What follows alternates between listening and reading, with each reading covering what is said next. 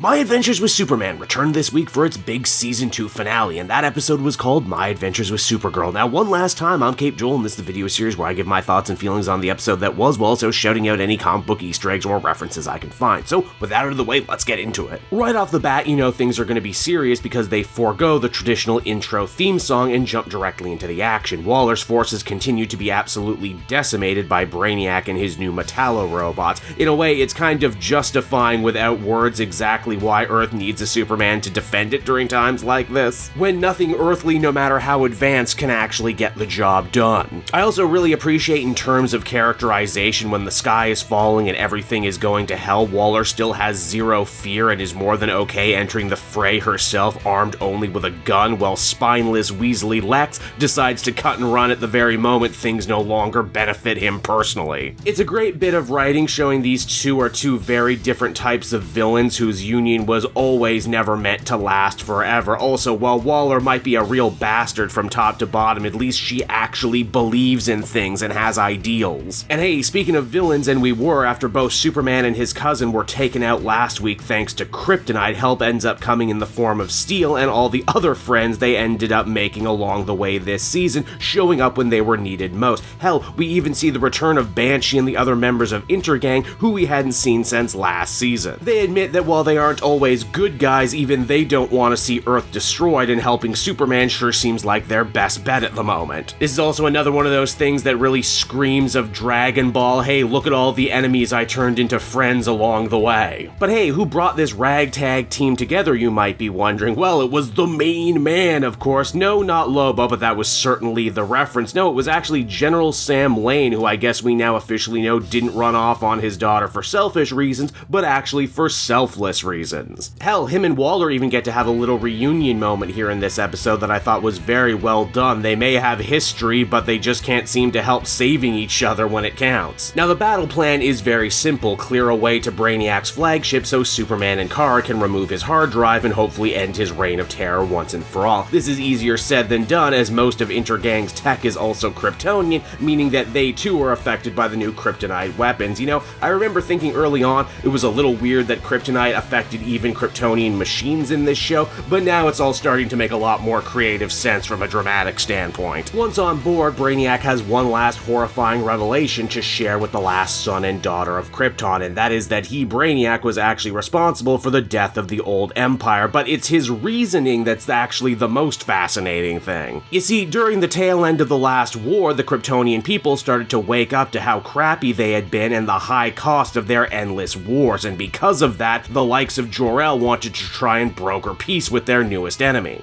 Brainiac couldn't let that happen because he was a machine built solely for war, and a peaceful Krypton would mean he would become useless, forgotten, and yes, very much alone, and oh, I do love a good, strong theming. And this final episode really does let you have the whole loneliness angle with both barrels. But that's not all, as Brainiac once again uses his mental control over Kara to activate something called the Eradicator Protocol, and if that sounds familiar to you, it should, because in the comics, the Eradicator was a Bret Hart's shade-wearing Kryptonian robot that came online when the world thought Superman was dead in order to defend the Kryptonian bloodline, which honestly sounds pretty damn similar to how Brainiac has been represented all throughout this season. Also, if you're a Reign of the Supermen fan, that means that in this season we got Steel, we got Cyborg Superman, and we finally got Eradicator in the last couple minutes. The only one we were missing was Metropolis Kid. Mind-controlled Kara is truly terrifying too, not just in terms of strength, which is considerable, but also in just the animalistic way she moves. That means for the big finale, Superman will be forced to make the impossible choice. Does he save his adopted homeworld, or does he save the life of his cousin and last shred of family, knowing full well that he cannot do both? What's truly moving to me about this scene is we actually get to witness Superman get more and more ground down emotionally. He just starts to lose it and even starts to cry at one point as he thinks about the long and twisted road that brought him to this moment and everything he stands to lose should he fail. Yet despite that, Clark comes back to reality and to himself by simply thinking of home. Again, the visual storytelling here is off the chart. Clark centers himself by flying above the literal dark clouds and into the bright light of day. He knows full well that this is a problem he just can't hit, quite the opposite. In fact, there's a great moment where it looks like Superman is going to punch Kara, only for him to very deftly turn it into a hug at the last second. It's here that Lois and Jimmy once again come in clutch by backing up Clark and telling Kara that she is strong enough to break Brainiac's mind control on her own and that she doesn't need to fear being alone. That she already has a home and a new family waiting for her on Earth should she decide to take it. And not only does this work to free Kara, but it actually allows her to tap into a new power that not even Clark has shown yet, a super shout. Wow, she quite literally and figuratively ends up finding her own voice, and in doing so is able to challenge Brainiac with it. Again, I tell you, theming, visual storytelling, when it's this good, it's better than just about anything else. But that's not even my favorite part. The next bit is, I talked a lot about visual storytelling. Well, here in this episode, we get treated to some of the best musical storytelling I think I've ever seen.